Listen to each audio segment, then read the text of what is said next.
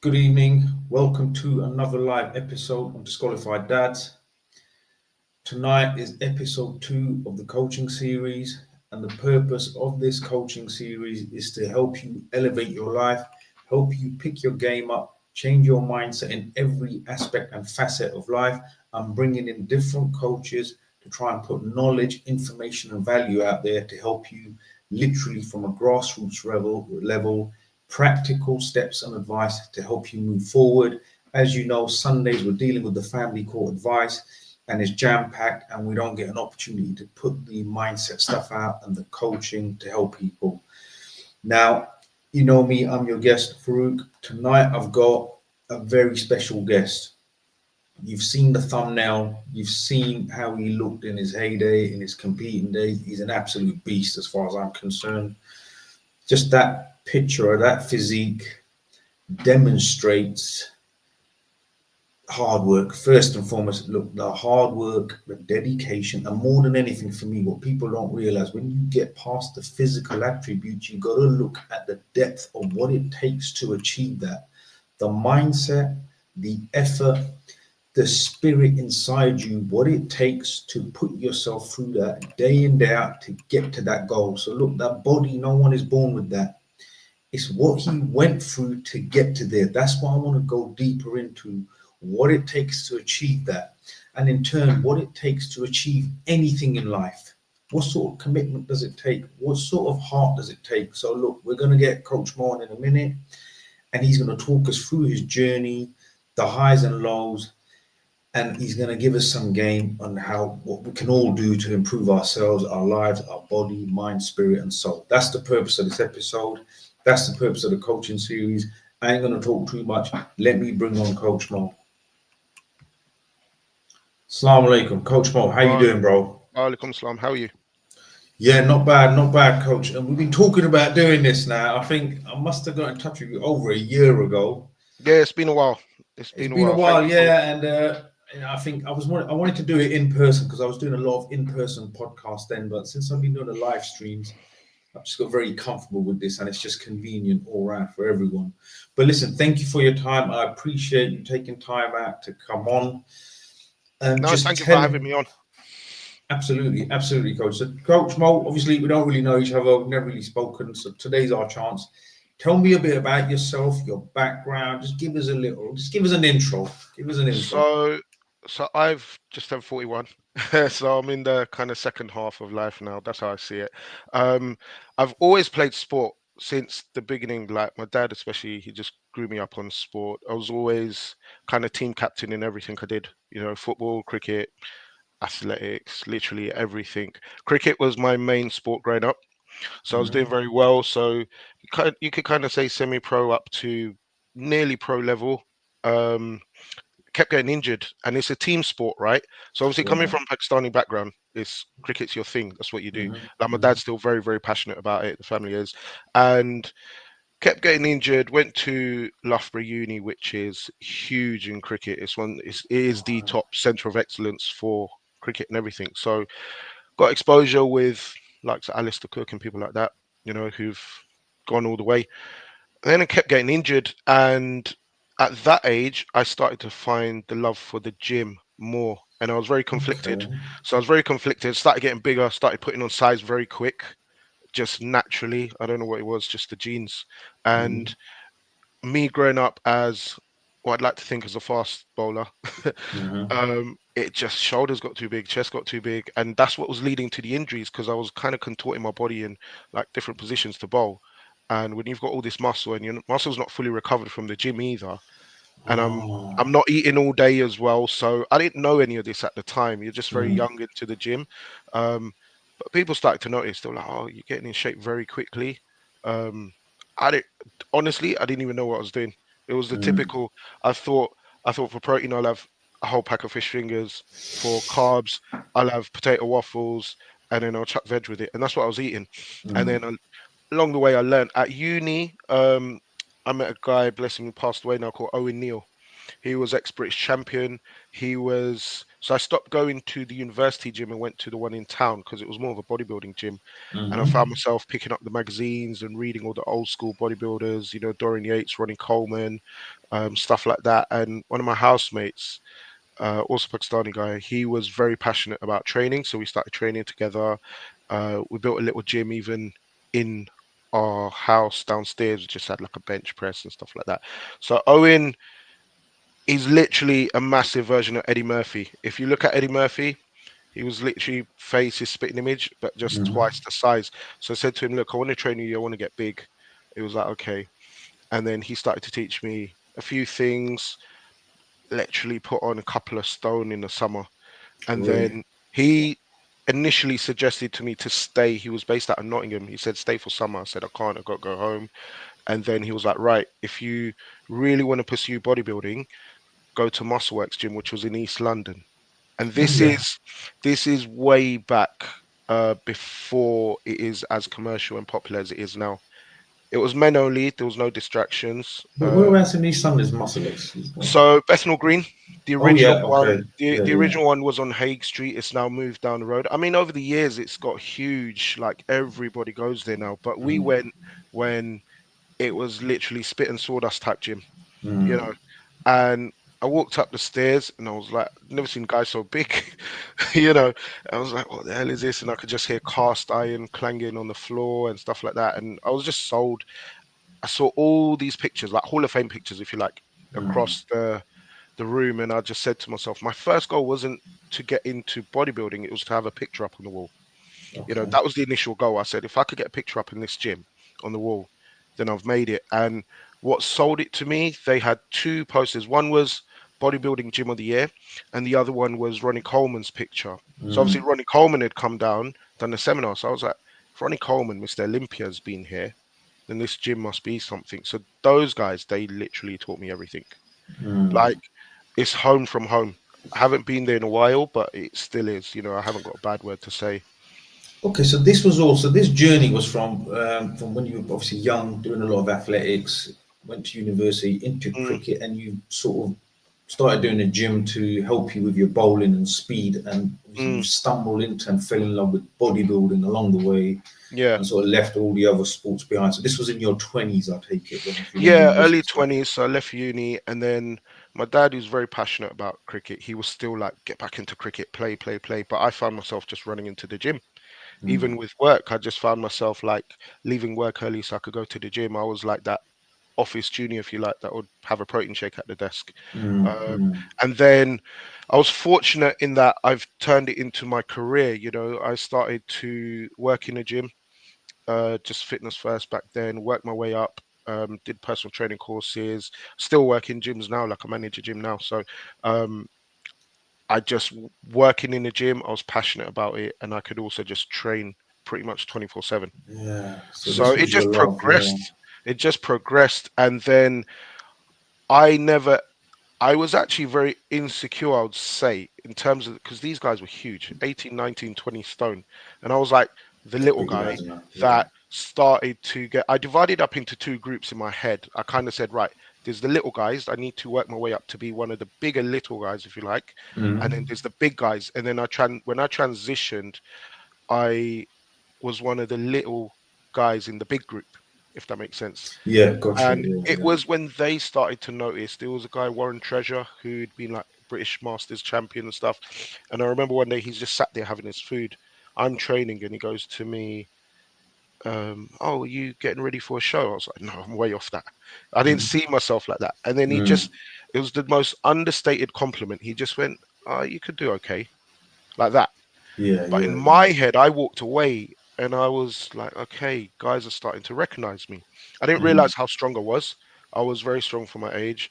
Um, I didn't realize what type of physique I was building for my age, and other people started to notice. And that's when I was like, okay, I'm going to give this competition thing a go. So I started to speak to the guys at front desk, a guy Lewis, At this stage, what sort of weight were you? So just so we get an idea of it. So what sort of size were you at So this time? I Like how many took a, I stones? took a couple of years to actually really pack on the size, right? So around about 25. So if you think I'm 41 now, so 25, 26, I started to get about 17, 17 and a half stone. And that's when this guy Um, paid that sort of compliment indirectly. yeah, he You were started around to 17 see. songs, yeah? No, so he when he initially saw me, I was about 16 stone, and then I started Mhm. training with him and his training partner, and we just built up very, very quickly. And I said to one of the managers who's still there at Muscleworks, Lewis, who I owe a lot to, kind of mentored me, if you like. And these guys never charged. You got all these online coaches now. That's nice, These man. guys, Flipping that, these, yeah. these guys will just write you out a nutrition plan, workout plan, supplement plan. Go, here you go, follow that. It was just And like a brotherhood type of thing. It was yeah, a it's brotherhood, the passion, literally, just for that, yeah. literally now. If you ask somebody, "Oh, can I have help?" It's like, "Yeah, give me 200 quid." Well, bro, It's, man, listen. yeah, No one wants to teach. Listen, no one. That's not just there in any game. No one mm, wants to teach you or show you nothing. And the problem is as well.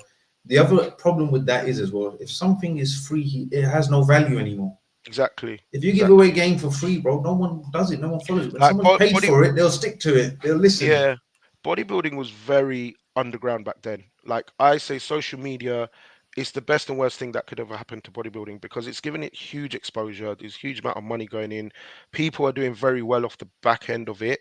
Like to fast forward, one of the main reasons I stopped was it's not financially feasible at that time. Like you did Yeah. it Okay. purely out Look, of the love for it, the right? thing with bodybuilding was right. So if you go back, look, if I talk to you like Mm, I've never been like a professional bodybuilder. I was just a mm, guy who did, as one of my exercises over the years, I have done weightlifting. I've lifted weights. I've done martial arts and stuff like that, and I've understand the different types of muscle, a functional muscle, bodybuilding muscle, show muscle, and I've worked for it. But the original, right? For every young kid, yeah, if you were a kid and you originally watched, if you remember Predator 1 when Arnie yeah, first blew out onto the scene, I think late 80s, 90s, maybe nearly 2000, then Terminator, I think 2 really put him on the scene, but Terminator 1, when that first scene where he lands from the future they're the and he movies we stands grew up up on. and you think, my God, you're a kid, you see that, you think, like, So blood, we grew up. We grew up on the movies of Arnie, Bruce Lee, Rambo, Rambo, Sylvester, Jean-Claude Van Damme, all those. yeah. So you don't see those sort of characters now. And bodybuilding gave you that sort of look. So I was reading the magazines, trying to learn. Now it's almost like overload with information. You don't know what to follow. Back then, you wait for a magazine to come out. You pay your £3 or £4. You get a 4 week plan from the magazine. You follow that. You see how that works, and then you wait for the next one to come out. So you actually learn as you Yeah, no, go. no, that's right. But it was pre. I would say the bodybuilding era and the popularity, like you said, the underground people just gave you game in the gym, was pre UFC. I think pre Oh yeah, UFC. So 10 years 100%. ago, I think that era, that time, bodybuilding was the thing. And the thing is, everyone there was no UFC, there was no martial arts. Boxing's only been revived now recently. Let's be boxing was sort of to a certain degree Mm, not there. Bodybuilding was the thing because everyone was like, I want to be big, I want to be strong. If you looked at a nightclub or an event, they didn't get trained defense security. They got bodybuilders to stand there. do you know? The Do you know doorman what? got bodybuilders. Do you know what it is? I think, like I was going to say with the underground stuff, like what attracted me to it is I could go away, I could train by myself. It was a sport, an individual sport. So cricket was very Yes. team sport. So if I performed Very. well, I didn't. It was very subjective. Oh, he's good, he could get in the team, or he can't. And I was always fighting that battle. Mhm. Um, if you're liked, you're liked you in the team. If you're not liked, you could go way down, right? So that's a constant. Whereas bodybuilding was very individual.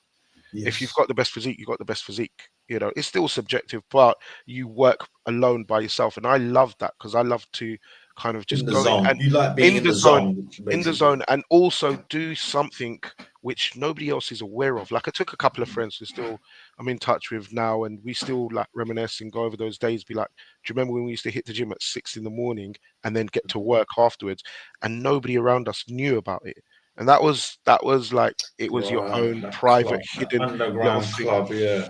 It's like nobody else is doing what we're doing, right? And that was attractive because when you go in, everybody was just achieving their goals and their results and things like that. And it just had this sense, this aura about itself. And then, like, I've got into boxing and Muay Thai since then and stuff like that. And that's because of, I guess, all the movies we grew up with. But the one thing bodybuilding gives you is respect. You know, Yeah, when you had the physique and you walked around, nobody could take that physique away from you. Like you touched on it in the intro, that you know, feeling, yeah. people just look Okay, at let's you on the street. okay, let's Yeah, let's, let's slow down a little bit, Bo. Yeah, sure. there's got so much to dissect here now. I just want you to go back because the thing. Okay, look, I'll talk about me like straight up. Hmm. Yeah, I've always been a skinny kid. Gujarati Indians been known for being skinny, bro. Gujarati brothers, Punjabi brothers are Yeah, stocky, big lads. yeah, Gujaratis are generally, if you look at it, they're slim and slender and skinny. So I've got more. I'll call it a Bruce Lee type of build, yeah. right. So I'll go with that. So the slender build, and when you've always wanted to be, I can never. I can train and I can fill out to my max, but I'm never gonna be that broad, big guy in that sense. That energy. So like, I'll never know that feeling ultimately. Yeah, look, Mm, I'm comfortable with it. For many years though, I trained weights. I packed on a bit of size. But the problem for me, and I'll talk about me. So for a skinny guy, there's always that skinny man syndrome, small man syndrome type of right. thing. Yeah. Now, so when you go in the gym, there's always that element of it's natural to look at another guy and go, oh, yeah, that guy's bigger. Like you get compared, just like in the martial arts gym, you roll with a guy and think, oh, bloody hell, right, that guy beat. That ego thing does come in. Same with bodybuilding. I remember that you get the probably it did make me self-conscious as well. And when you walk in the gym, bro, like if you talk about muscle, it's an intimidating environment. Like, I'll be straight with you, the big lads. And even when you said you looked around and think, bloody hell, there's the big guys. Mm, Like, I feel small. And if you felt small, you can imagine the average guy, yeah, when he walks in the gym, that there's an element of that intimidation. And the thing with me after a while was, no matter how hard I worked, there was always someone bigger. There's that thing of always someone bigger. Did you have those demons, and how did you deal with there, them? Give us that, man. 100%, because I say to a lot of my clients now, I say every single person who's walked into a gym, including us professionals, personal trainers, coaches, whoever it is, every single person had some sort of insecurity and confidence issue, and which you didn't like about yourself, and that's why you stepped foot in the gym. Whether people admit that or not, that is the truth. Many people still carry those insecurities, and we wouldn't be human if we didn't have those insecurities. So you don't necessarily need to fight them. I think over the years you learn to embrace them. Everybody's got strengths and weaknesses about their physique. Like, yes, I'm a big guy even now. I'm over 100 kilo. Even if I get sick, I'll never fall below 95 kilo. And most guys like that's heavyweight, right? So if I was to really blow up, I could pack up to 110 quite quickly, but it's just a lot of weight to carry around. But there's guys that will hit 120, 130 and diet down to that sort of weight. You just stop So cutting them. Yeah. although I was big, the same as what you're saying in the Muscleworks bodybuilding type thing, I was never the biggest, but I played to my strengths, which was the shape, the proportions. So a lot of people, somebody might have big biceps and they're constantly training the big biceps. And I looked at it and I said, you know what? I want an aesthetic physique. I want a pleasing physique. So my strengths was competition wise, whether I look in the mirror, even now, everything needs to be in proportion. And I think if you're Proportion, in right? proportion, people look at you in a different way. Like you could look at someone and go, oh yeah, he's got big chest, he's got big legs, he's got this, like a standout body part. But Right. You're saying so you were proportionate across top to bottom, so sort of my thing. so my strength was I looked at it and I said, right, I'm not going to be the biggest here because there are some massive lumps, as they say in bodybuilding, right? There were some huge guys that genetically they've got those African genes, right? They've got those Yeah, yeah, Ghanaian yeah, genes. yeah. Like they'll walk in the gym, never even lifted a weight and got 18-inch Yeah, yeah, arms. man. Listen, And yeah, exactly. you're like, how am I going to get that? So Yeah. you had that, right? And these guys will give you all the advice. They'll be very friendly, and no matter what you do, you're never going to be as big as them. That's genetics. That's something you can't do. I say two things. I say, regardless of your genes, every single person can achieve a great physique. You have to know what your weaknesses are. You have to be aware of your strengths and play to those. So build your weaknesses up to as much as you can, and then play on your strengths. So my strengths were the proportions, the symmetry. So I worked towards that. So I remember, like you might mention about competitions a little bit later. My very first competition was it was a beginner. So I was told to go into a beginners, and that was an open weight class, and I didn't realize this, which means you can be any weight as All long right. as Okay. it's your very first show. We walked into the room and everybody just turned heads. This guy walks in called Wesley. He's trained out of Tottenham Bodyworks. Don't know the guy. And he's walked in. He's a giant, right? Everybody just turned around and went, well, we know who's won the show. So I've put in a year's worth of work, and I'm like, oh God's sake. So I put my headphones on, turn around, don't want to look at the guy. Anyway, I beat him. On stage, I was 85 kilo. I was like, how the hell did I do that? Now, when I look back on the pictures, I was so cut and detailed. Whereas he was big, but on stage he looked very watery. Okay, I see. So you So, got cut and defined. The and features were all visible. yeah, when I stood next to him, I was the same size as him, just way more symmetry, which didn't make sense because I'm 85 kilo first show. He's 100 and something plus. Hmm. So bodybuilding is an illusion. It's how you look. It's a presentation. You know, Okay, I I never. I had like Okay. I could have, let's say, 46, 48 inch chest, maybe a bit smaller at the time. He's way over 50-inch chest, but my waist was 28.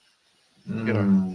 even now at 41, I did a diet just summer gone. I got my waist down to 29, which is Wow, bro, that's my waist. tiny. What the hell? I'm It's like 11 and tiny. a half stone and So that. yeah, so I could still bring my waist right in. You know, I could diet very hard. I've got this switch in me that I could just diet and go. I don't crave any food or anything. So my waist genetically is very, very small, which means that other body parts they accentuate.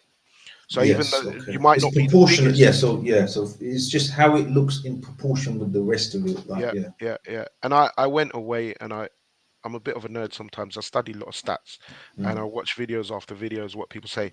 Now, if you could get here's a bit of a tip. If you could get your neck, your arms, your calves roughly the same size, Uh-huh. you'll be in proportion pretty much everywhere. If your waist is minimum 10 to 12 inches smaller than your chest, you're you're in a good position. So if you could match those proportions, Okay, no, that's which, a very good tip. So you say know, that again. So the neck, biceps, neck, and calves. arms, If and you, calves, get uh-huh. them pretty much even. Whatever the measurement is, try to get them even. So my neck, even now, my neck is about 18, 19 inch, which means my arms have to reflect that and my calves have to Mm. reflect that. Most Gotcha. people, they will have a big neck or big arms and they don't train calves Yeah, yeah. Listen, man, that's the and it biggest falls problem. apart, Yeah, yeah, yeah. You you look at it know. and think, oh, bloody hell, man. Yeah. And I did Just the skip old leg school. there. Yeah. I did the old school. One of my things was like I didn't genetically have great calves, so just started. I did the Arnie thing. I literally Mm. just started walking around in shorts and train calves, calves, calves, calves. And now people look at you and go, "You got really good calves." It's just, you have to build your weaknesses up, Yes. um, not be in denial with yourself. So when Yeah, you because look in the I mirror, think body. Yeah, I think the thing with bodybuilding as well, people don't realize as well is when you, I mean, especially at the level, the elite level that you're training, it happens at a normal level as well to a normal average guy, but the elite level, I would presume, will just magnify. You know, you get really self conscious about your body and yeah, of course. you start observing things to the detail that really people are saying, bro, you look great and all of that. Even other bodybuilders, guys, big guys will say that, but inside your head, you never it's that I So say call it like paranoia. You're not satisfied. You're too self-conscious. It's like like when people have an eating disorder and they're skinny, but they still full. But it's similar, but it's the I would opposite of that say for this. bodybuilders. I would say this: there's no such thing as perfection, but always look for progress. As Mm. long as you're progressing, you've seen progression, you're on the right paths. Right? A lot of people they want that perfection, and that's where body dysmorphia and all the negative sides That's the word, of body the sport. dysmorphia. Yeah, Yeah, that's where all that kicks in. And I didn't suffer from it, I guess, but everybody's looking at it and say, you're big enough, you're big enough. How much more big? Or even now, they're like, you're shredded enough. How much more shredded? I'm like, no, I need more, I need more, I need more. mm. Because it's not necessarily that I don't know I'm in good shape. It's I want to strive to push to see where I could Yes, get to. yes, One of the main things now, you look around gyms, it's a fashion show, yeah, right? yeah. Listen, man. I'm so old school, by the way, right? I'm Yeah, so old school. I I've learned to just accept it and go, yeah, cool, you want to do that. I'm like, even now I'm in a hoodie. You see me train summer, winter, I'm hoodied up. It's just how yeah, I do things, yeah. right? Um, because and so many people they will cover their physique with good clothes. I'm not going to mention the labels and stuff, but it makes them look good. Now, without Mm. being disrespectful, if you understand what I say in context, I would say train to look good out of clothes, not in Yeah, clothes. yeah, yeah. Because if you are in shape, when you take everything off in front of yourself, you could be wearing rags and people will know you're in shape. Mm. There's so many people now in the gyms. The reason why they have the imbalances, as you say, and like all the body dysmorphia stuff is because they'll wear the tightest tops, guys. Will wear the tightest tops to make the chest pump out, make their arms look good. I see this Yeah, day in day out. it's ego. The- It's look. There's an egotistical element, and the problem is, I think yeah, that comes with maturity. Though, so when you're young and you're 20s, pumping iron, you're your boys, and I think that maturity comes with age, and the focus comes with age, where you're not there for your ego, you're there for the progress, the little gains and the wins. I think you think that just comes with maturity to a certain degree. It comes with maturity and just age. Life teaches you certain things, and I think we've all been there. Like I watch your shows a lot, and you go through a lot of stuff in life, right? And you start to realize that bodybuilding, gym, is there for therapy. It's there for I'm Mm, there for myself. I'm not there for mm, anybody else. So I'm absolutely, the I'm internal gonna work, wear what I'm yeah. comfortable with. And when you start to do that, and you start to kind of separate yourself away from the crowd, like I don't. Okay, he's training hard or she's training hard. I can respect that. I appreciate that, but I don't really compare myself to anybody. I just want to get in, I think do my that's the work. key, yeah. Yeah. I And think that's just when you touch notice on that, differences. yeah. Yeah. So I think the key is as you mature and as you grow in life, as your brain expands, like when we talked about when you're in the gym, you're looking. There's always someone bigger, martial art, UFC, boxing. You always compete. My point that competitive. The reality, once you accept that the external, that somebody else is truly irrelevant. So when we talk about the demons walking into the gym, whether it's a martial arts gym, whether it's you're going for a weightlifting gym, or whatever it is that you are starting, that's new, that's physical, that's out your comfort zone, those fears and demons are there, right? But the reality is they don't exist, bro. Mm. They only exist in your mind, and the ability to overcome that, to prove to yourself that you've done it. The growth is within. So my point is, the external should not matter. The fact that someone was bigger or smaller or more defined or conditioned, it is irrelevant to what you're going to put in that day. Did you see what I'm trying to say? Could I you get talk it. a little bit about that, maybe? I get it. However, I do say your external reflects how much you respect yourself. As in, you mean You know, external, as in your external. your external show your physique. No, You no, don't I have meant external in the sense that, like, for external influences. So someone else is okay, training hard. So okay, I don't yeah, mean got you. external as in your. I agree. Right, I think right. your external should reflect your internal, as in your Yeah, physique. But so my point is, external energy, external people, personality. Your internal should be like, for example, I'll take it from a different angle. The fact mhm. that the way you've talked about training, yeah, and all the years that you've trained, from the way you're talking, it is like so second nature where I know the battles you have to face when you think, right, like in the morning or in the evening, especially after it, you got to get to the gym. You know the demons that kick in lunchtime. Yeah. Just the ability to show up, and you've talked about showing up like your whole life, and it's like it's been nothing. So you That's what have I mean. Those you have battles. you have that voice in your head, right? That you're constantly fighting. Everybody has it. Everybody knows where it is. And I think it goes. This is what I do now. I do a lot of work like personal growth, development with myself, read a lot, gone into Islam a lot more now as well to get that spiritual side of things. Mm, And I think you have to sit alone. Maybe in hindsight, this is the reason why I really enjoyed bodybuilding because you have to sit alone and get comfortable with that voice. mhm. And too many people can't, which is why they'll train with partners, go with a big group, show off in their clothes, they want to be seen. And whereas me, I was like outside, out of mind. I literally went in and I read this thing once and it said, whatever you're doing, you can operate from two positions. One is you operate out of a place of desperation, and one you Mm, operate out of a place of inspiration. So mm, I looked at it quite in depth and I said, okay, which position am I? And a lot of times in the gym, the reason why I did very well, because I found myself operating out of a place of desperation. And these are conversations you have in your head you're never going to speak about with mm. anybody, right? Your And you internal monologue. It's your internal yeah, monologue. Yeah. exactly. And I just learned to channel whatever frustrations, anger, whatever it was going on in life into that set, into that rep. And Mm, then once it's done out the gym, my frustrations are gone. So that's why you leave the gym happy. Eventually you get to a point where you operate out of a place of inspiration, right? So you're kind of excited to get to the gym. The discipline doesn't like, when you're waking up early and it's dark and it's raining, you don't want to go to the gym. you You can kind of embrace it. shrug it Yeah. off. Yeah, you Yeah. start to Yeah. embrace things. So I look around now, I observe gyms and I say, okay, how many people in the gym is a place of therapy. So how many people in this gym are actually really happy? Most people aren't, and that's why they're in the gym, which is actually a shame. If you think Mm. the gyms are huge now, um, they're every street corner in London. All those people, whatever age, are going in there fighting demons. Absolutely. Which, when you Absolutely. look at it like that, it can be quite in depth and quite deep. And you've got to improve yourself physically I think you have to, just to respect yourself and show that it gives you a sense of achievement. It doesn't Mm, matter sometimes what you actually look like. The fact that mm, you've achieved something, it could be I did one more rep, or I went 2 kilo heavier, or I ran 5 minutes more on the treadmill. You get that sense of achievement, makes you feel a bit better about yourself. And mm, then all the, obviously, you got the physical aspect with the happy hormones and drugs running around the body and stuff. So you've got mm. all that. Mentally, it makes you, gives you a bit of mental clarity.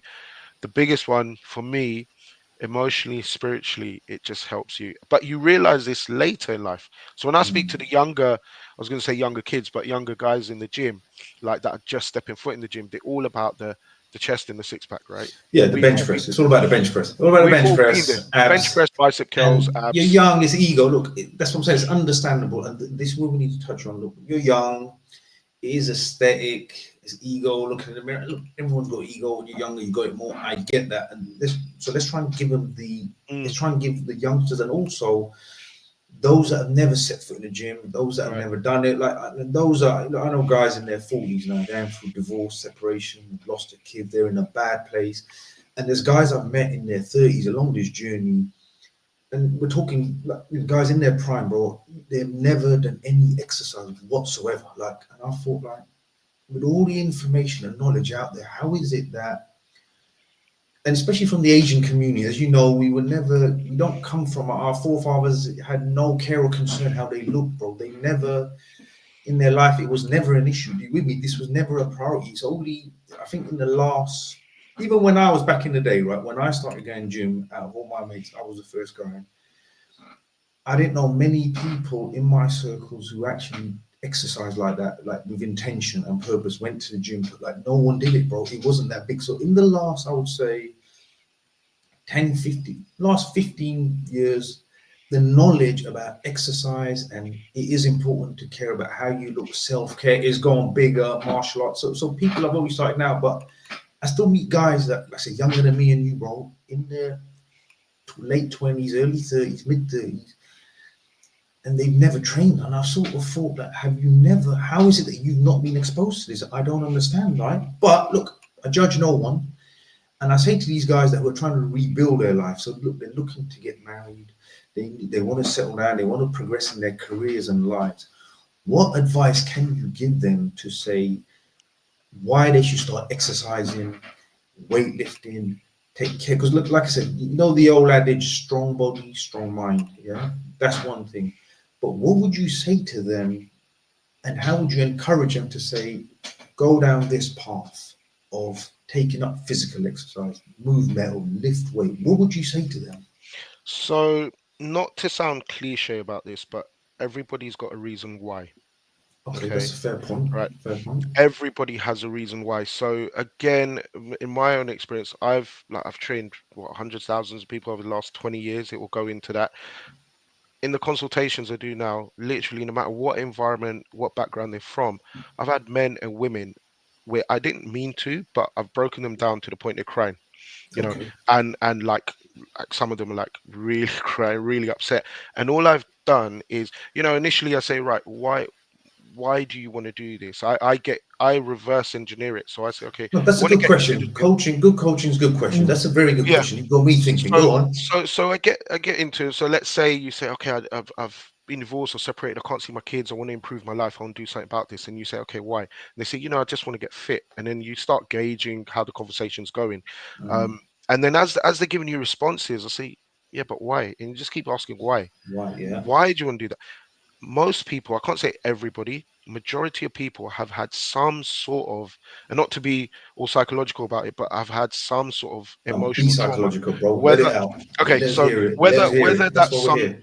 emotional trauma, even physical trauma from childhood to teenage to adulthood, everybody's got something, and they lost the way of how to cope with it. So they've fallen upon, or maybe if I get fit, it will help me improve because that's what people are telling me. So either they've contacted me or they step foot in the gym or something, and some of them are out of shape. And the initial thing is, yeah, I just want to get fit for my holiday, and Mm, it's not that because nobody really cares if you're in shape on holiday or not. Most mm, people go on holidays are out of shape. yeah. Yeah. As they're constantly holidaying, right? You'll see them about and in the hotels and beaches and stuff, and 90% of the people are out of shape. They don't care on holiday Mm. really if you're in You're shape or not. going too People relaxed. people Going go, too deep. I want to get in shape for my wedding. And I'm like, why? Like, you're going to wear a suit or a dress. Nobody's going to even notice you. Like, in that sense, they're Yeah. going to eat food and they're going to disappear. Mm, That's basically what they go for. So when I get into conversations and I say, why? And I keep going, everybody has an answer. And what I normally get 8, 9 times out of 10 is before they tell me why, you can see the face go. You can see the eyes start going and say, okay, mm, hold that thought. You don't need to tell me the reason, but keep that in your head. mm. And most of the time, it's through maybe separation, maybe losing your kids, maybe physical, emotional traumas, childhood, might be bullying. It could be financial. There's something there with Yes. everybody. Um, and once you tap into that, you say, okay, keep that reason because that's what's going to get you into the gym. And then what I give them is a guarantee. I can't give them guarantee how you're going to look, but I can give you a guarantee that if you instill together, we instill some discipline, some basic disciplines. Hmm. Start walking every day, Yes. increase Yeah. your hydration, start drinking your water in the morning before your coffees and things like that. Get into the gym just 1 day a week if you can, even if you do half an hour exercise. I like Or that. That's good. Yeah. even if you can avoid the gym, if you can't make the gym, just put on YouTube, watch a video and get active in the home. There's so many different ways to do it. Do something you enjoy. I can guarantee you at the end of that session, you'll start to feel better about yourself. People go into the gym feeling bad. Nobody ever leaves the gym feeling bad, No, you absolutely. know? And this is, I think you've dropped some real gems there. Like from a coaching perspective, well, I mean, even Tony Robbins talks about it, changing your state, changing your environment. And again, and this is what I'm saying to people, it's not about lifting the weights alone. It's not about doing martial arts or boxing. As I've said to people, if you don't even use, just go out for a walk, half an hour walk every day. Stick to something. If you like swimming, go and do a swim. But my point is, change the environment, change your state, get those juices flowing, get those chemical reaction going. That will get you in a productive, creative state where suddenly what seemed impossible now seems possible. Then you can deploy that against the actions, whether you're going through family court, divorce, whatever it is you're chasing a career goal, whatever it is you're studying, you're doing whatever it is. But change the environment, change the state, exercise, the movement gets the ball rolling, gets the momentum going. That's a very So important you thing you've so you hit highlighted. you hit the nail on the head because from that, so imagine we've kind of figured out the reasons why, and this is why I would say now we set a plan to action. So what are your actionables? And you have to be accountable to those. So you have to Yes. set some small goals because if you're not accountable, right, then like for example, if you deadlines are there for a reason. So quite often I say to people, right, okay, so you want to get in shape by when? They're like, it doesn't matter to me. I was like, it should matter That's no good. because Yeah. I See, say, I say, that's yeah. what do you do for work? And somebody will say project manager. I say, okay, so if I'm your manager, and I just say, here's a piece of work, Farouk, but just give it to me when you're ready. You're not going No, to that's do no it. If good. I No, no, say I no, no need good. this Yeah. next week, Yeah. I need this by 12 p.m. next week, you're going to put it as Mm, priority, mm, And I always ask people, what at on a scale of 1 to 5 or 1 to 10, how much of a priority is this to you? yeah. And if they answer 8, 9, 10, then okay, I need certain commitments from you. I'll also explain, it's very important for people to understand. Yes, it will require willpower. Yes, the journey will be difficult because it's something you're not used to. So Hmm. here's what to expect on the negative. Motivation's not always going to be high. You're going to No, want to cheat off your food. no. You're not going to want to go out in the rain for a walk. Some days your muscles going to hurt. You're not going to want to get to the gym. But that's when discipline kicks in. Mm, And if you can't train yourself to be disciplined in life and be disciplined with yourself, quite often you'll find other aspects of your life going wrong. And the opposite is true. So I tell people, look, if you can discipline yourself with, let's say your physique, gym, whatever that is, whatever that looks like, weight loss or muscle gain or whatever, you start to, what I touched on earlier before, you start to respect yourself more. You start to say, I can achieve this. Like you said, it does become possible. Okay, so if I'm going through the courts to get my son and my daughter, okay, I can now tackle that. I feel I'm in a believe. better Yeah, position to tackle that. believe. The Once you have the belief system, belief, yeah, it yeah, gives yeah. you the action. That's the thing. Yeah. Carry, So, sorry, Carry. so other aspects of your life start to improve. Like I've had business mentors in the past, just to kind of pick up my brains and figure out where I'm going wrong. And they said divide things into work streams.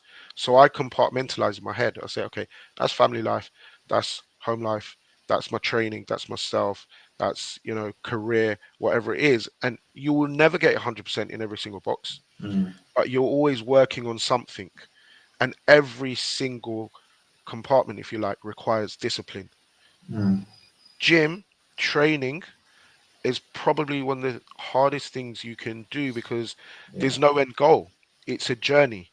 And once you start to understand this isn't about the end goal, this is about the journey, life becomes a journey. All you need to do is constantly develop and grow and improve yourself.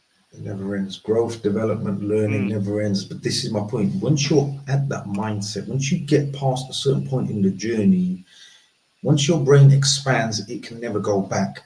My point is, so, but the key is getting them from the infant stage to that stage, and then they're on that journey. baby steps.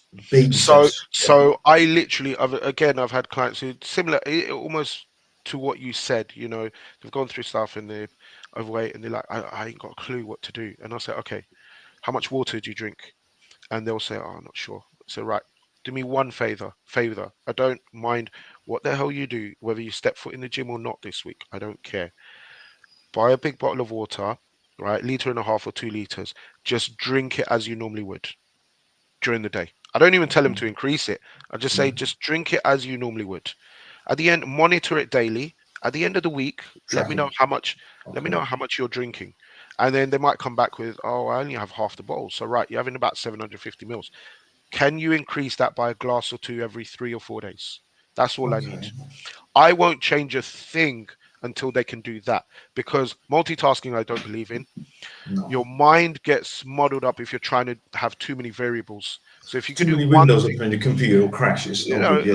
like I read a lot, I study a lot, and they say, like, is it in the Navy? I think in the Army, the first thing they do for the first 3 to 6 months is just make the bed Yeah. No, because no, you no, I just have. agree. Yeah. And the reason why, because it's such a simple task, but you just have to perfect or Till the it's second nature. smallest Till the things. brain, So, yeah, the brain doesn't then require. Because the thing is, I think, yeah, I've checked, done study, looked into study. mm, They said multitasking doesn't actually doesn't work. exist. You're just Yeah, dividing the 100% capacity. So if you have 100% capacity, you deploy 100% into that one task. That task will get 100%.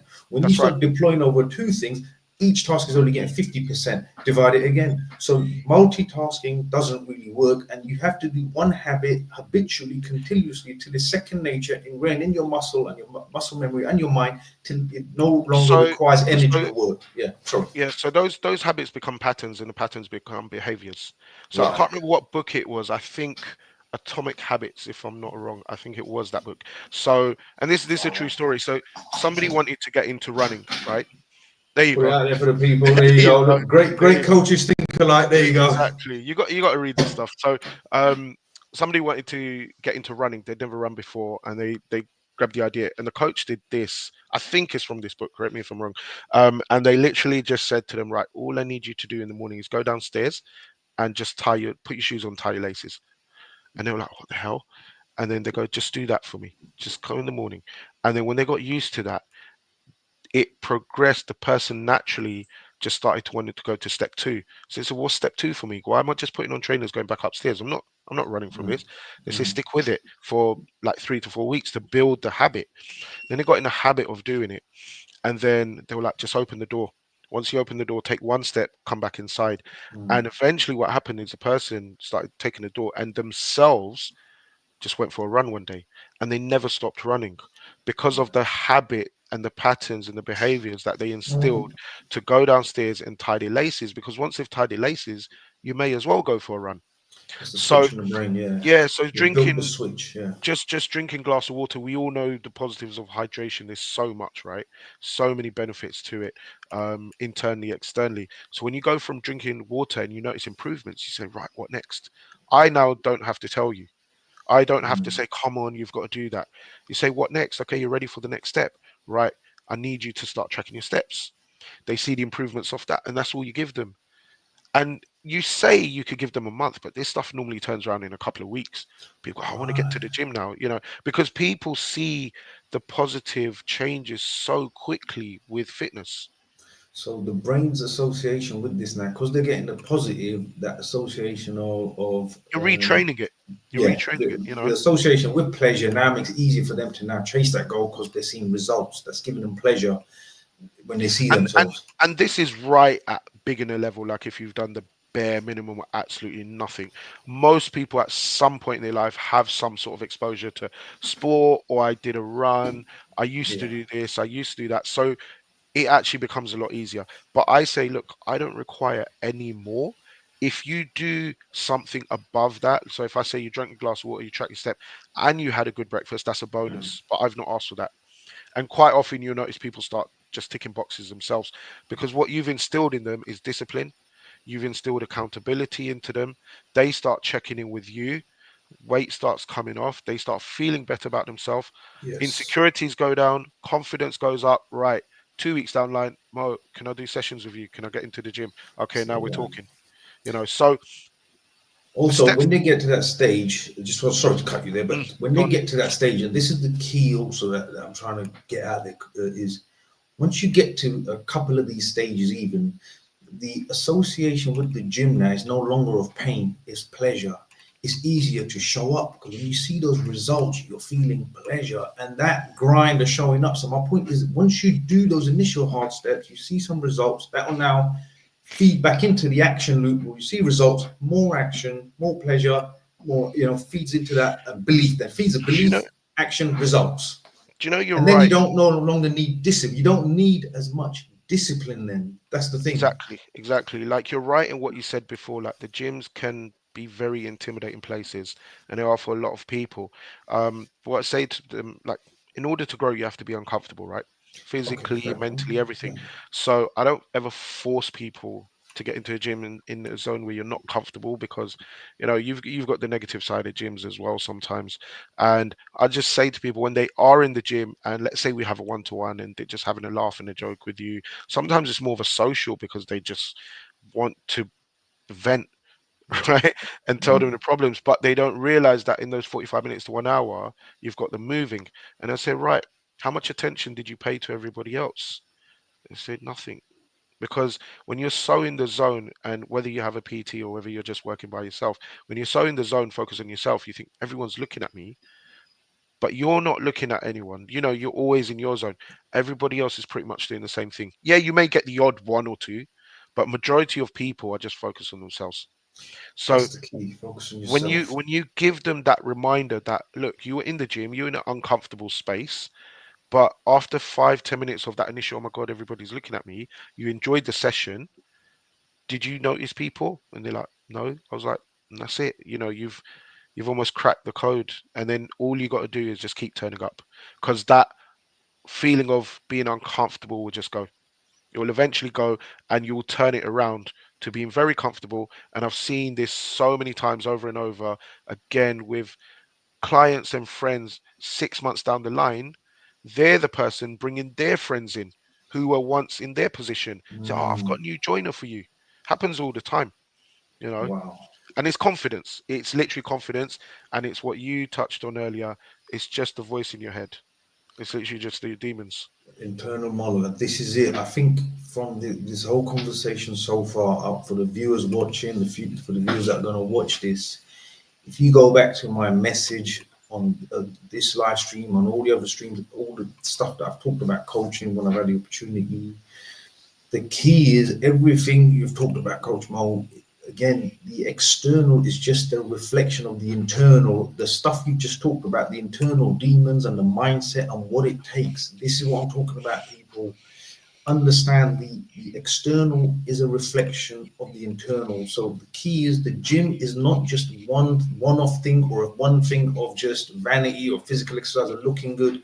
It ain't just about that. That is just the end result of the work you've done up here. This is what I'm talking about. Do you see what I'm saying? That's what it's all about.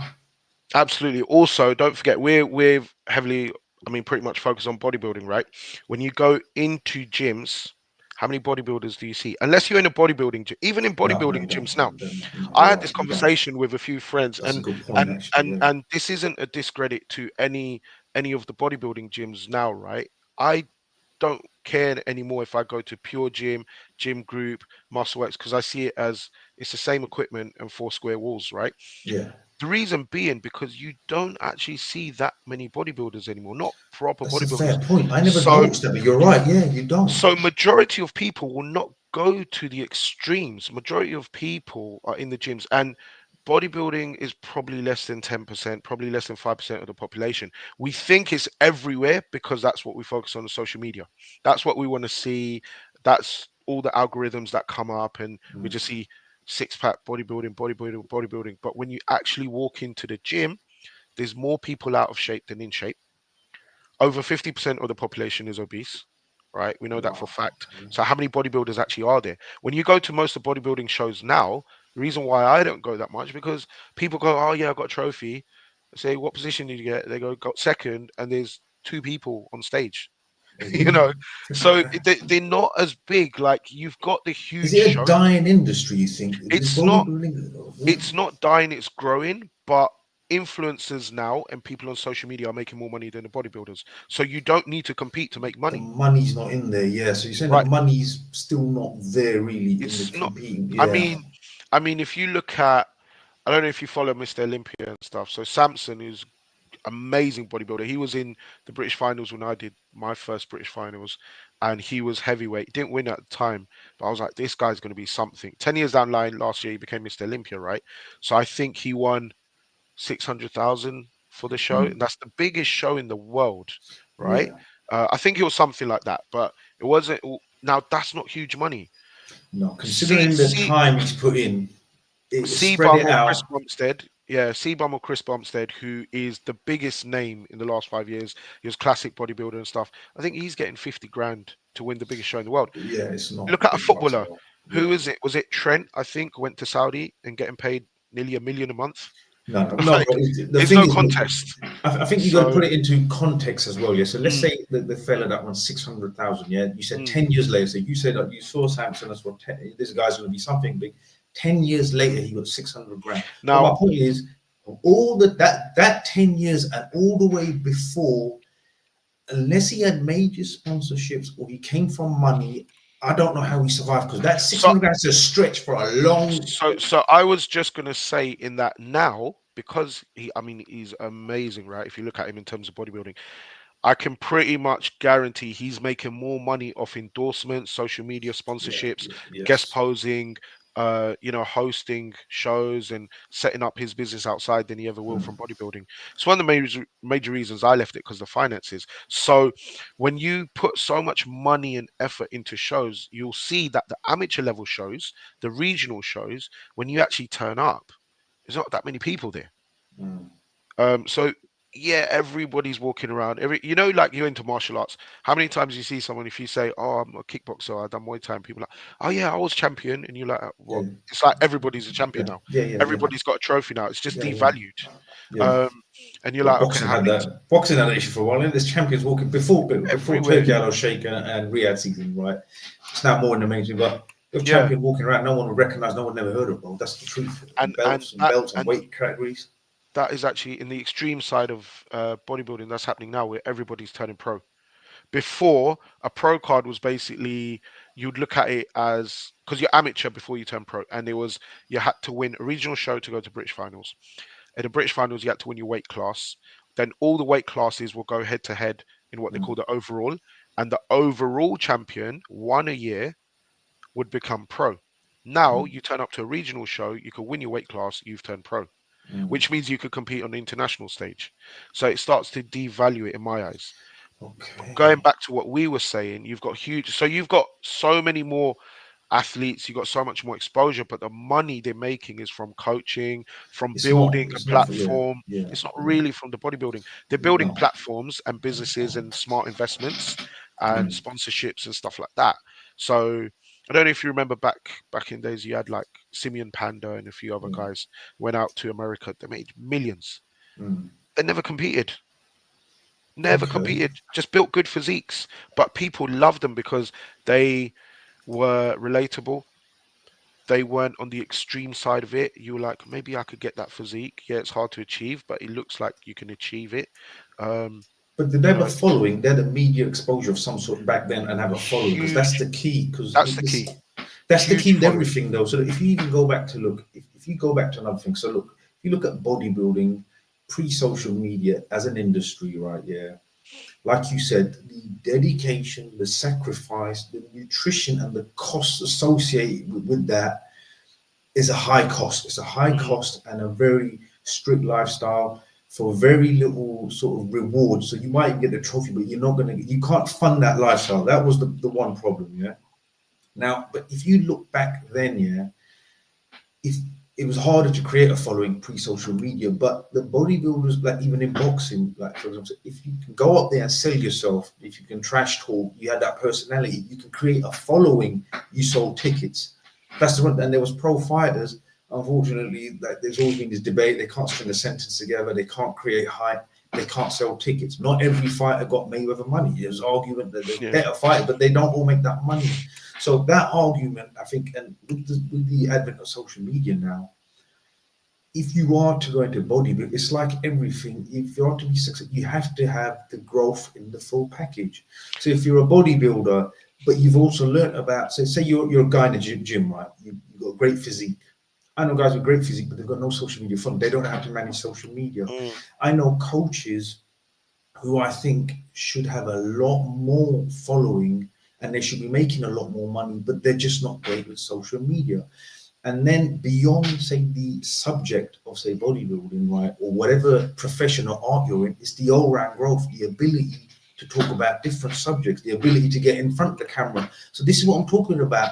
In any realm of life, if you want to succeed, you cannot be, this is me, this is my trade, I'll work hard just in my trade and I'll be successful. This is what I'm talking. It's the ability to think outside the box and say, you know what, I need that skill as well.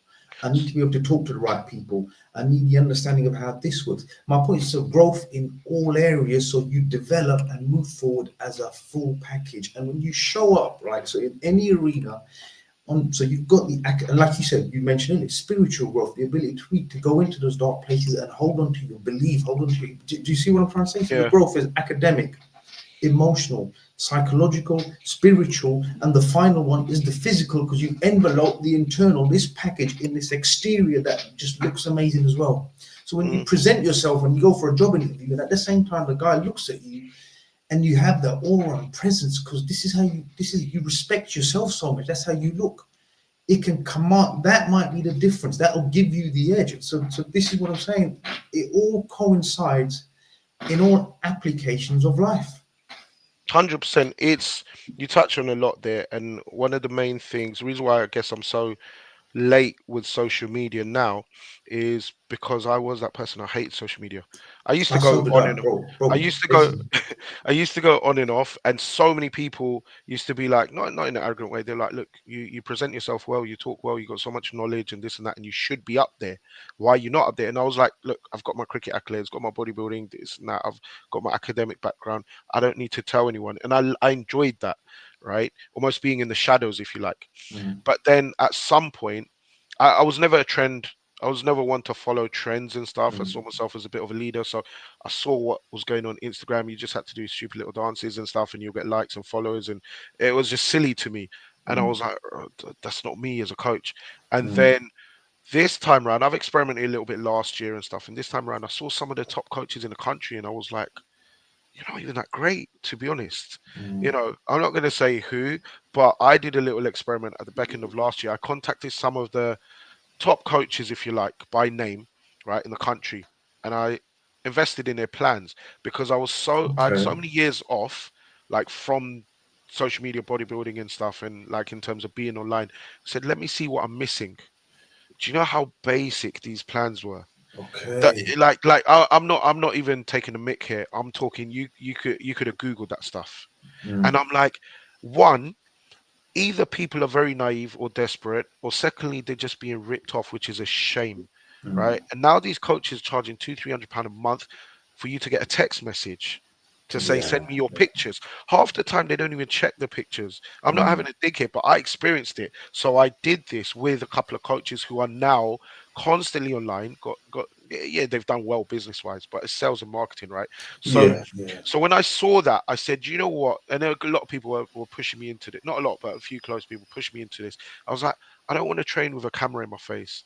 I hate that Mm, side of things. I'm mm. never gonna go there, be wear tight vest and be in the gym and oil myself up and look at me and take pictures and stuff. You're But like that, yeah, yeah, in the yeah. digital era, you to adapt and to do well, you have to get there, right? So I was like, Mm, right, if I'm gonna be online, I'm gonna be authentic, I'm gonna be genuine. That's why I don't edit out anything. That's why I yeah. don't I'm getting better, but it's not my forte. And I hated being in front of camera. But here we are, right? No, So listen, you listen. have to get comfortable with it. Look, And my thing is I just want to share knowledge. I believe the money follows success. I've I don't have to prove myself because I've done it. I've been in the industry coming up to 20 years now. Um, I've achieved everything I wanted to achieve, and even coming from, let's say, Asian background, it was unheard of what I was yeah, doing. yeah. It was It's yeah, unheard of. minority, You bro. know, Yeah, I can go home now, and I guarantee my mom will still say to me, "When are you getting a proper job?" yeah. And I'm like, Mum, I've built a solid career and raised a Mm, family from it. It's only now they start to acknowledge it because as parents, aunties in the local area, other people start getting sick, they're like, "Oh, I know Mo. Let me reach out to him to see if he could mm. help you out." And it's like, "Oh, now you want my help," you know. Yeah, look, But this, yeah, it wasn't respected in the community. no, This sort of and thing. now It it is. wasn't. Yeah, Now there's now it exposure. is. So I hear you on the social media side of things. I'm just very careful in even when you approach me, I didn't just say, "Oh, you know what? That's my opportunity to get online." I went online and I researched you in not in a negative way, but No, like no. Listen, you let me should have. see That's good. let me see what your podcast is about. Let me see what your show is about. Let me see how you present and talk. And there's some very good people you've had on your shows, right? Very respectful and stuff. And I said, I'm never just going to jump on a podcast. I'm never just going to jump on a live Mm, stream for clout yeah, yeah. and No, for listen, fame I and for money appreciate and you stuff coming. I like that. appreciate you So giving me your time no, now even genuinely. more. I appreciate it even more now, And the honestly. thing, and the thing is for me to learn from as well. I don't just walk away with a big ego. Every conversation I have, I like to talk. I waffle on sometimes, but every conversation I have, I like to walk away with some gems. To say that's something to think of, that's something to ponder on. And then that's how you evolve and grow. But the social media is, I'm very careful now in what I'm presenting, and I'm doing it in a very deliberate way. It might be controversial. I don't really care. I don't care about the whole cancel culture and what people talk about. It's not about trying to make people laugh. It's not about gaining followers or anything. I think that all comes when you're just one being yourself. You're putting out, if you put out, the key is this for me, and what I've now learned in my social media journey as well, right? I'll touch a bit on it because look, like you Mm, said, you said you weren't a social media guy. I missed the whole decade of Facebook. I didn't do any of, bro. I had nothing 3 years ago until I found myself in a situation where I had to accept that social media is a tool. It's a tool that I have to learn and use. That's all it is, tool in the box. And as I've used it, as I've been doing this now, I have learned that there is an element of what we are is what you call old school. We are conditioned generationally. Like if you were to say, let's say if we were both in our 30s, we'd be a lot more comfortable with social media mm, because of generationally we were not of that era of social media, so we are picking it up, and it's hard work. It's not second nature. Where a kid in his teens or 20s, that is second nature. Pick up, boom, boom, boom, made a post, off it goes. You think, like, how do you do that? So generationally it was hard. Generationally we are old school when it comes to social media, but then that highlighted to me in my mindset this idea that this is who I am, this is what I do, and it's okay to not keep up with trends and times and education. And that fell into other areas. I didn't read books. I didn't read books until recently. When I say recently, up until this last 3 years. And I look back now and I think 20, imagine if I was reading for 20 years, how I'd be articulating myself, how my speech would be, the stuff that I could talk about and mm, how I could talk about it.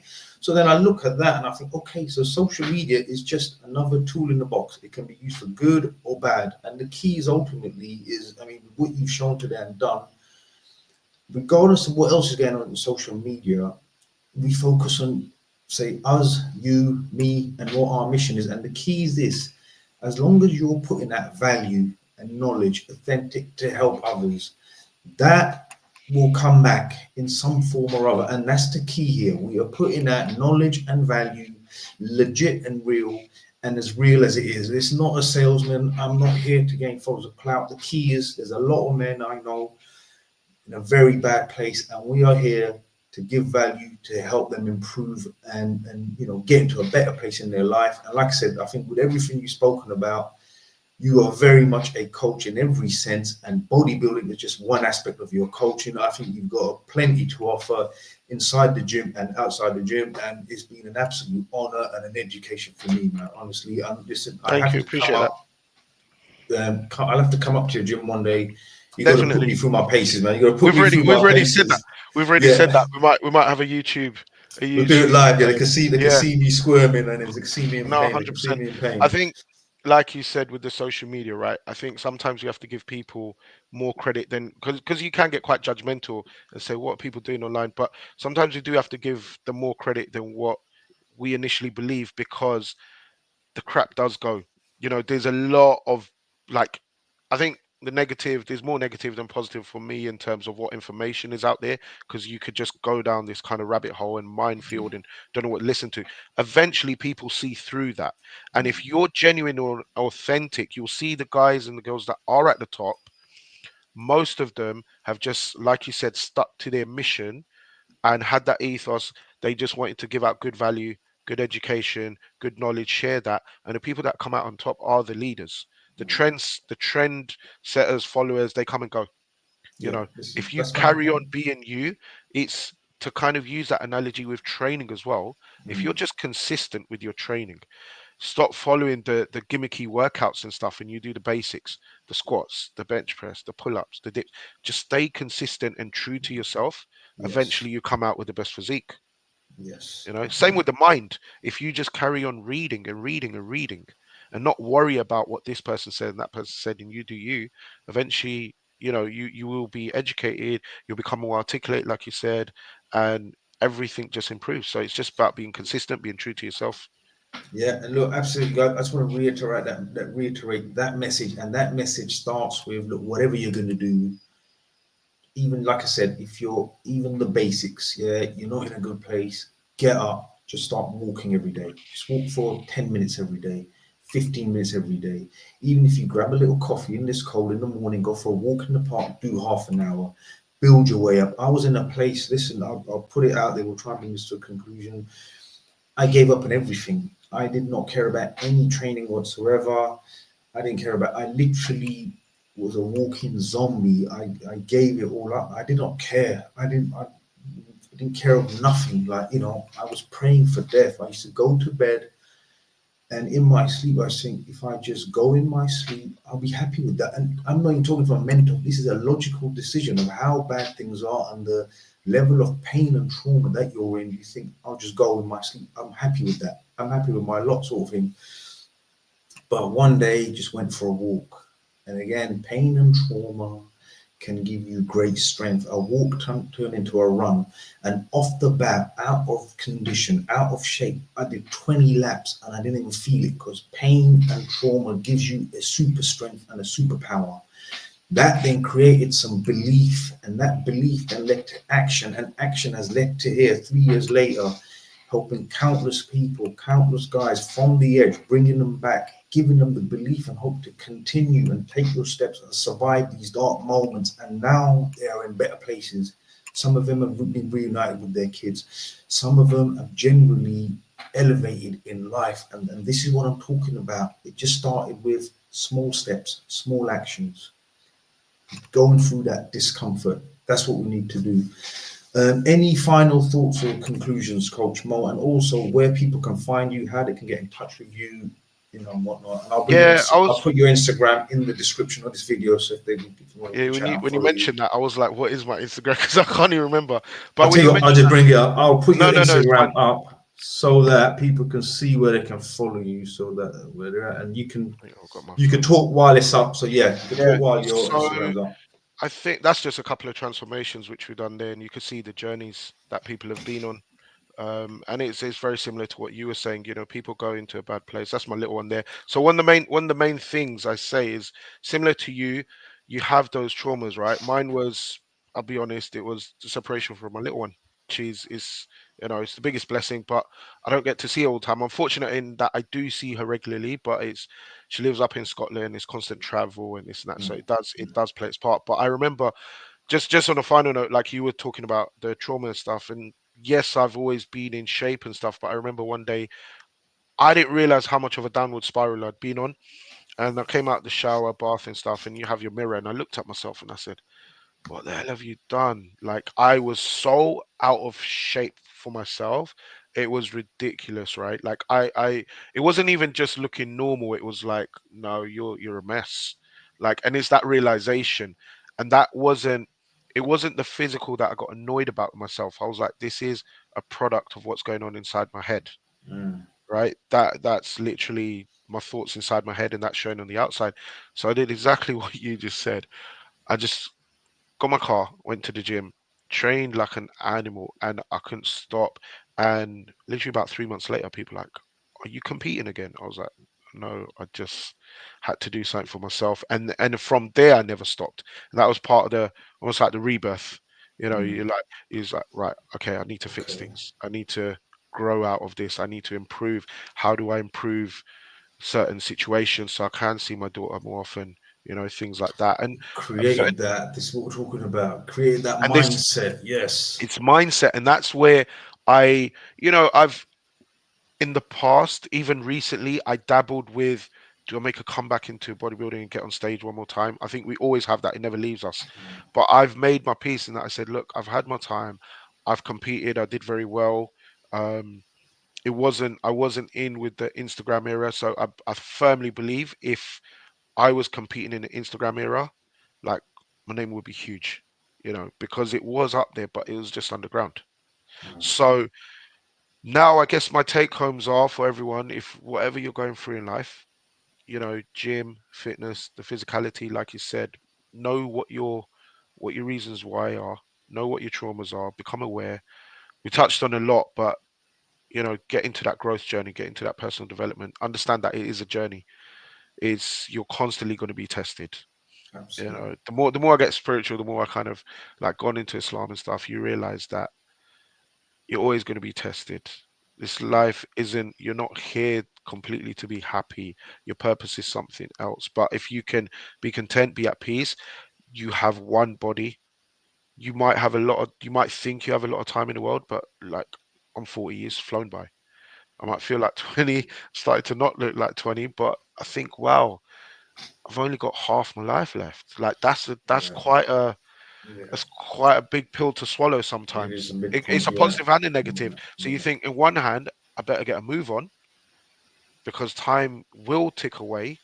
I don't want to be 50, 60 and left with, No I regrets. wish I did this. I wish I No did that. regrets. I also don't want to be that person that you get, you die because of old age and sickness in the last 10, 15 years of your life is just pain, physical pain, because you can't walk, because you have organ failure, whatever it is. So I put those, I guess, morbid thoughts into my head now to force myself on the days I don't feel disciplined to get into the gym, you know? Absolutely. I think, listen, I think I'll just say one more thing to add to what you said, Coach Sure. Mo. Talking about spirituality, listen, there's people who can't train, there's people who can't walk, there's people who don't have arms, legs, people who have illnesses. When you see people in hospital, people with this genuine illness and disabilities, you are doing a disservice to yourself, you're doing a disservice to your body, and Allah Park has given you this body, it's an amanat, you have a duty and a right to look after it. So, look, we've covered it on many angles. We might as well just cover this on the spiritual angle. It is a duty. This Allah has given you this body. You've been blessed. If you abuse it by not training, by not seeing its full potential, by not maxing out in that area, you are not fulfilling the rights of your body. Do you know what I mean? It's interesting you say that because how many, like, I can't say I'm the most religious person in the world, but I've become a lot more religious over the last few years as well. And it's given me a lot of peace of mind as well, given me a lot of clarity, allowed me to be a lot more comfortable. But how many people do we have that are in the mosques, the masjid, they're preaching and all the rest of it, and you think, what are you actually studying yourself? Because you're so out of shape and overweight and this and that, and it's the same thing what you just said. Like, in Islam, you're meant to be fit and healthy. Mm, You're supposed to look after your body. Like even in our terms, in the British terms, they say your body is your temple. If you look at Buddhism, that's why they meditate. Hinduism is why they do yoga and stuff like that, because physically you're meant to stay fit. And again, like if you look at the seven basic initial poses of yoga are almost identical to how you pray in Islam. Mm, mm, You know, we go into sujood, sajda, they go into the child pose. yeah, It's the same thing. We go into ruku, they go into this. You know, there was one podcast I listened to the other day, and they were talking about sajda, and now they're bringing out the evidence of how grounding with the 7 points of your head, your two yes, hands, yes, your knees, and your feet, which is mm, your sujood, is the most beneficial thing you can do. And yeah, we say it's the like the Quran tells us, it's the closest you can be to Allah, right? mm. But they're all physical movements. So I don't understand how sometimes how people are preaching, they understand this, but they don't look after themselves in the See, physical aspect. see, this is a very good point that you've highlighted. Now, look, I could talk to you about. We could talk for hours about this on a coach to coach level Mm, because what it is with growth, right? You got to understand that as we talked about growth, yeah. When you've been through trauma and back, when you've been through a journey, when you've seen certain things in life and certain maturity, and you start questioning things, you question yourself, you question how I got here. In order to have belief, and if you're going up against something that seems impossible, you have to believe in something external to yourself. And I say to people, whether it's the universe, whether you're Christian, Hindu, whatever it is, but the keys for me, bro, I knew I was going to succeed because I believed in higher power, I believed in Allah, I believed in the Creator, I believed in the heavens and the earth and everything that's been prescribed and sent down. And this is what I'm saying. When you go into the trenches, when you go into those late rounds, when you're bordering around a lot of pain and what's the word I'm looking for? Just misery and bordering, mm, thinking I'm done with this realm and this paradigm. Yeah, you're thinking of the other paradigm. Like I said, in those later rounds, you want to talk about your spiritual gas tank. If your spiritual gas tank is empty, look, in order to build endurance, you have to put in the reps. In order to build your spiritual gas tank, what do? You got to put in the reps, bro. You got to do the sunnats and the nafils. You got to pick up the Quran. You got to do zikr. So the growth is in all aspect of areas. Now, there's a lot of people have, they might be practicing, bro, but the true understanding is when you look into yourself and you understand your heart. Like Bruce Lee said, know yourself to know others. Have you truly looked at a situation and said, that was my response from my ego? That was my ego. I avoided that situation there because it would have bruised my ego to truly. And you know, when we talk about martial arts, when you're in that pocket, a moment of stress, or you're wrestling, or you're scrapping with a guy, your hands don't lie, bro. Your emotion, your reaction, if you're too panicky, you're too jittery, you're too calm, or too aggressive, too egotistical, too flashy, it will come out. There's no lying, there's no hiding. And the key is you can't hide from yourself because the ego can put mirrors up, smoke and mirrors, where you think, you know, the old classic, oh, I used to do it in the martial, are you going to roll around tonight with that guy? There's one guy that tapped me out once. I'm like, no, no, I'm all right tonight. Got an Why? You know, the fear of losing. Why am I scared to lose? Because my ego will be bruised. How about going in there, losing, and saying, right, that's where I went wrong. That's where the learning is. That doesn't happen very often. And so just to finish on this, gone. what I'll say is when you see two religious guys, you see it in the mosque, bro, a little disturbance of some issue or other, and they're ready to swing and fight.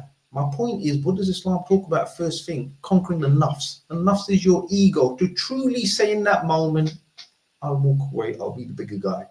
When you're truly in control of yourself, you're truly at peace with yourself. You don't need to prove anything. You don't need to fight that guy. You're not comparing with anyone. You don't care who the bigger guy is, the smaller guy, because you're at peace with yourself. But you have to control, recognize your nafs, recognize what it is. Your nafs is your ego. To truly conquer that, guess what? You can walk away. You can remain quiet. Let the guy blow off steam. Walk away. Say sorry. No big deal. Got nothing to prove. But people, you might be practicing, bro. But I've met many practicing people, but the basic ability to speak and communicate, compassion. What does Islam talk about first? What was a prophet? His manners and his compassion. I've seen really religious people, I'm not bashing religious brothers or the Akis, I call them the Akis, yeah. I'm not disrespecting the Akis and Aki this and Salam brother, the halal police and haram police. I'm not knocking none of them, yeah. But the basic fundamentals of ability to communicate, compassion, with love and a smile, bro, people don't have the basics, bro. That's the first basics of Islam. Do you know what I You mean? know, Sorry, but you yeah, know, go on. no, no, no. I was because a lot of the points you say, I just don't want to forget my trail of thought. Because in Islam, like not to take it completely off tangent, but student of Islam is Talib, right? So initially, when the Taliban came into Afghanistan, it was students of Islam. So they go around educating people, and they built the madrasas. That's where the word Taliban comes from, right? It's a Talib. And recently, I always when I went to a mosque as a kid and stuff, and you're kicking and fighting against your parents. I don't want to go. I don't want to go, and you end up Mm, going. yeah, We used to get like from the imams and the mullahs, you get slapped if you don't read properly, right? It's what we grew up on. yeah, yeah. How many of us actually understood the Arabic, right? No, Not we many. It's didn't. We not our don't. first Yeah, language. we don't. So Yeah. what I've done recently, and this touches on your point, is I've really learned to let go of my internal resistance and just have that faith. Once you do that, you feel this release. It was almost like a Yes. physical release instantly Let because go. I've got that faith. Yes. Whatever happens, good, bad, even the good, even the bad isn't bad. It's just a test. Is better for you afterwards, right? And what I did was I started reading the Quran and reading Arabic, but alongside that in pure English translation. Mm, And I mm. kept going back, and almost every day now, I say these are the miracles of the Quran because you don't need these big miracles in the sky like people tell you. You It have a ain't like thought, that, bro. It you have a ain't. It thought, ain't. and you open It that ain't. page, and that answer comes out at you. So the more faith you have, the more resistance you let go of, the more the Quran talks to you. And I was almost like recently like addicted to it. Instead of reading it once a day, which I made a commitment, I'm reading it 4 or 5 times a day. I can't wait to start just opening a Hmm. couple of pages because I was reading it for once in true English translation because my first language is English to understand, Yeah, we need right? to do it, bro. Yeah. And where you're talking about, and that's where I believe these sort of intellectual conversations about Islam or spirituality mean a lot more than me sitting in a khutbah with some, again, I'm not bashing them, but an imam or Maulvi preaching, but they almost shouting it down your throat. And I'm like, Mm, bro, it's not how you educate people. mm, It's not because you're going to scare the kids away. They yeah. and people from outside brand you as extremists because you sound like you want to go out kill someone. No, but the thing is this, right? The thing is this, Coach Mo, right? What it is, you understand, our association with the mosque goes back to our baseline programming and conditioning. When we were young and we used to go mosque, we used to get beats. Imam was a very serious guy. It wasn't associated. Kids now, bro, it's a different thing. Kids, when they used to look forward to going to mosque. It's a different environment. You understand that the imams that were there at the time, where we learned from, the era that we come from, in their defense, they look like, for example, our parents will always not understand certain things. They are conditioned by their upbringing, their programming, their baseline programming, in how they grew up. They can never outdo that. They can't. You can never expect them Mm. to either. Do you see what I'm trying to say? Yeah, yeah, And yeah. I get that.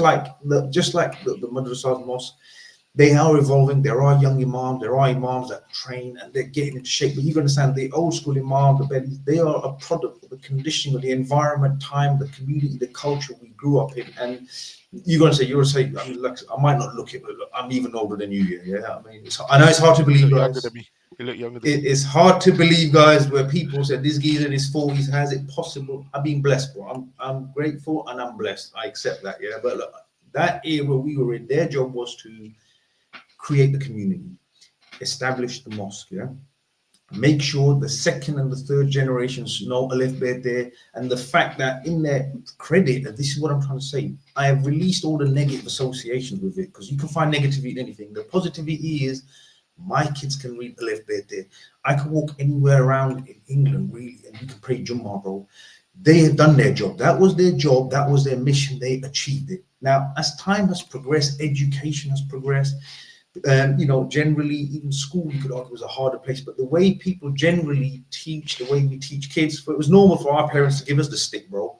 But the amount of times I would have taken the stick out with my kids is not very different, bro. It's a different era. So you got to understand that evolution happens on all levels, including the madrasas and the mosque. Hence, I'm a lot more forgiving of that. That was needed at the time. They did their mission, mission accomplished ultimately.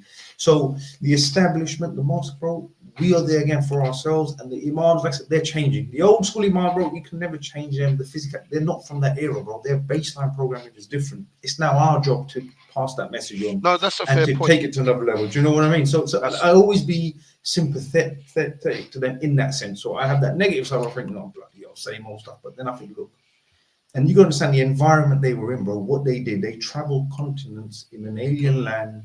and built what we have today. And the Asian community is one of the most successful communities around, bro. The progressiveness. And again, I'll say again, it comes back to the family unit and the community. So whereas we can look at it and say, this was wrong, this was wrong, this is how they taught the mosque was wrong, bro, look at what we built. Maybe that wasn't, or maybe that's what was needed, and that's what has given us the platform today to talk about this and made it successful. Do you know what I mean? Yeah, So no, that's I a say, fair look at point. the positives. Yeah. So I I've say I've that. to be honest, I've not looked at it from that angle, so that is a fair point. But again, And NLP, negative associations, yeah, it's that kid, and we are conditioned to, you understand, we are also fall to our baseline program, right, programming, and that conditioning. Association with the mosque was boring. They didn't do activities. They do now mosque, a football club, gym club, MMA club. They teach differently. Our association is still boring, miserable, little stick. If you don't learn, you're gonna get beat. Negative associations. We got to break those cycles and patterns. Do you know what I mean? yeah, no, Sorry, that's but that carry is on. true. That is true. I was just going to say on one more point. It's something you mentioned there about the nafs as well, right? Which is your ego, and this kind of, I guess, ties everything up. It connects from a past to present. Is I remember when I won a couple of big shows, like bodybuilding shows and stuff, and initially when your friends text you, you got a trophy at home, everyone's like, oh wow, you're having all your chocolate and your cheat meals that you haven't been able to have for like 20 weeks, whatever it was. I remember about day 2 or 3, I took a few days off work. About day 2 or 3, I sat in the bed. Texas stopped. You know, your junk food, you're bloated, you can't eat anymore. Nobody really cares anymore. Everyone's back to work. And I was just like, I looked at my trophy. I was like, is that it? Like, Mm, literally, I had that moment. I was like, I mm, did all that, spent God knows how much money. I've got my trophy. Yeah, I'm second in the country. All the rest. Is that it? And I had that moment, and then I kind of had to shake it off my head, mm, right? Fast forwarding it now, where over the last few years it's just been built up, built up, built up. And it's coming close to Ramadan now, so I'm becoming a lot more spiritual internally and stuff. That's what gives you the true peace. So when you're mm, talking about the nafs, the true kind of contentment internally, you're not going to get from anything physical outside. Yes, look after your body. It's important because that is our shell. But mm, if you don't, some people call it consciousness, we call it your soul, mm. if you don't look after that and don't train that Internal work, yeah. I've been there where I've got the trophies, I've got the medals to prove it. Mm. It gives you something temporary.